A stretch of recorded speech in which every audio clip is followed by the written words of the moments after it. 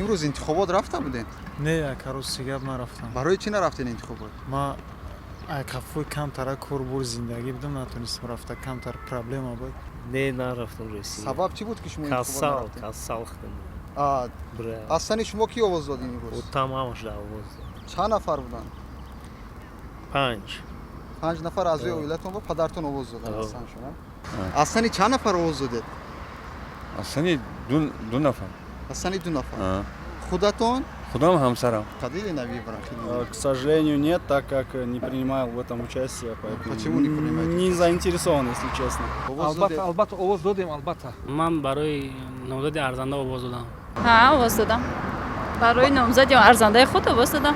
باور دارید که اونها اون وعده هایی که دادن اون انتظاری که شما دارید اونها برآورده میکنن در ادامه 5 سال آینده؟ خیر حتما باوری دارم من. امروز انتخابات رفته بودین اپا؟ برای چی نرفتین انتخابات؟ نه میرم. علی وقت نکردم سوم. از بعد سال. در قید دیگر نویا دورتر نبودم که انتخابات اشتراک کنم. برای چی نرفتین اپا جان امروز انتخابات؟ خودم موندم. حاضر میشه. حاضر میشه تا ساعت 8 میرم.